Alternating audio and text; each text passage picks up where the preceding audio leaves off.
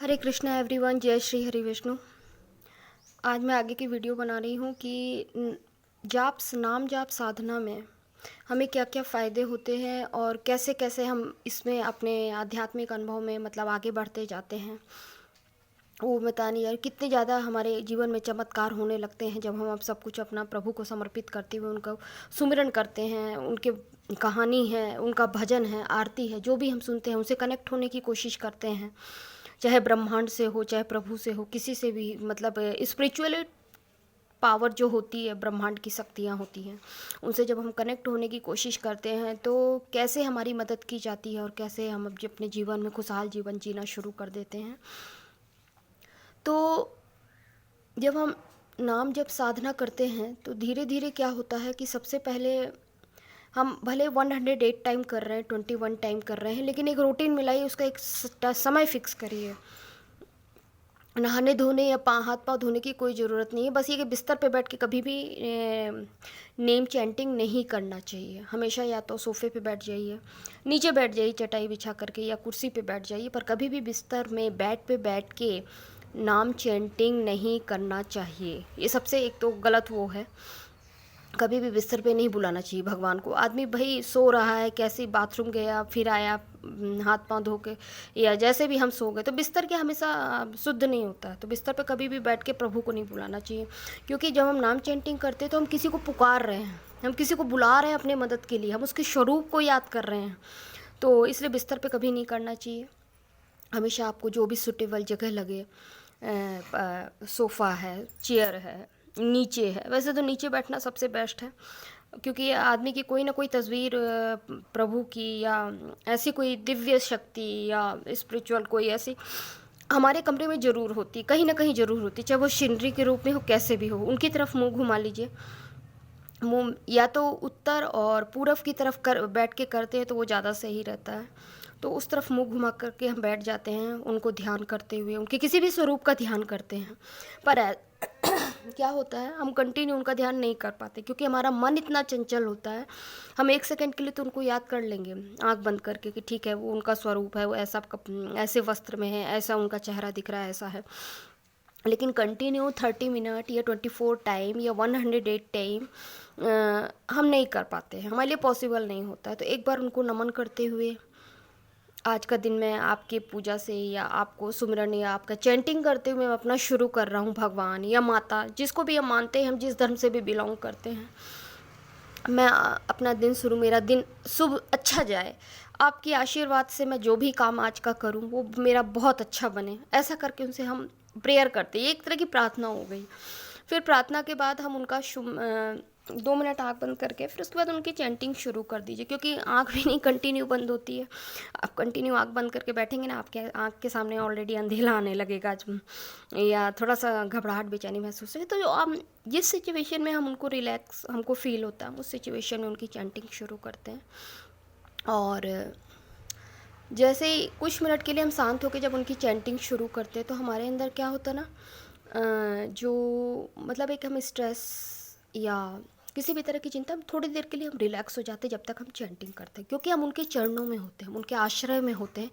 ये हमें महसूस करना पड़ता है कि जिस टाइम भी हम मंत्रा चैंटिंग, नाम जप, योगा, जिस लिए भी हम बैठे हैं, उस वक्त हम किसी के शरण में, कोई शक्ति हमें संभाले हुए, हमको ऐसा अनुभव करना पड़ता है।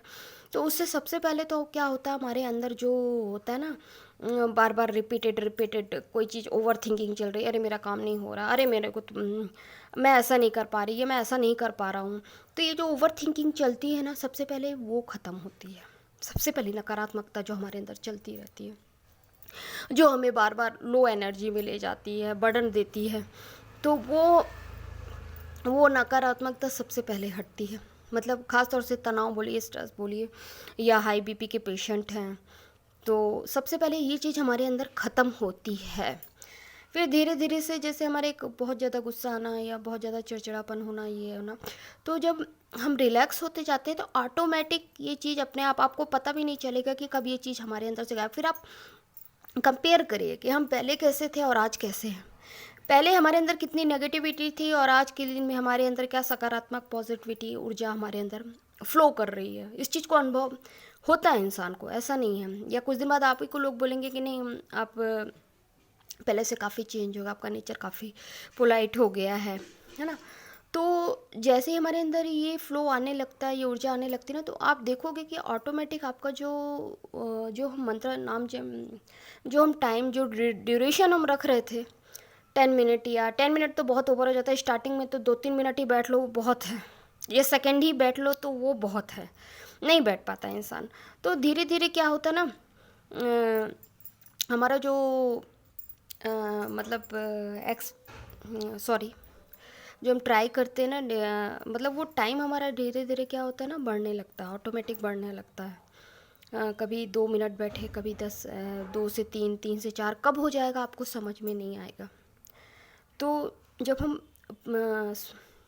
अपने इष्ट को सब कुछ समर्पित करते हुए हम जीवन में आगे बढ़ने लगते हैं, तो अपने आप एकदम से तो मैं नहीं कहूँगी कि कोई मिरेकल्स हो रहा है, पर ये है कि जो चीज़ें हमको बर्डन देती हैं, हमको परेशान करती हैं, चाहे वो कैसी भी सिचुएशन हो, चाहे पर्टिकुलर सिचुएशन हो, या किसी भी तरह का कोई पर्टिकुलर इंसान हो सकता है, ऑफिस फील्ड में हो सकता है, कहीं भी वो, क्योंकि क्या है ना, हम उस परिवर्तन को, जो चेंजेस आते हैं, एकदम चेंज तो ज़रूर होता है, जैसे ही हम वो करते हैं, हम बुराई से अच्छाई की तरफ जब हम बढ़ने लगते हैं, लाइट प्रकाश की तरफ हम जब जाने लगते हैं, तो बहुत सारे चेंजेस हमारे लाइफ में होते हैं। ऐसे ही हमारे अंदर सकारात्मक सोच नहीं आती है, इंसान बहुत नेगेटिव रहता है, बहुत अंदर उसके अंदर नकारात्मकता भरी रहती है। तो जब हम आगे बढ़ने लगते हैं ना, तो क्या है, उस सिचुएशन को हैंडल करने के लिए हमारे अंदर सोच आने लगती है, उस सिचुएशन को कैसे हैंडल करना है, कैसे हमें उस परिस्थिति को एक्सेप्ट करना है, कैसे हमें उसे मैनेज करना है। ये कौन देता है? ये हमारे अंदर की आत्मा, ये हमें, हमारी जो इंट्यूशन होती है, विल पावर जो हमारा होता है, वो बढ़ जाता है। तो वो उस चीज़ को हैंडल करने के लिए और आगे बढ़ने के लिए हमें अंदर से इंट्यूशन मिलने लगती है। कौन देता है?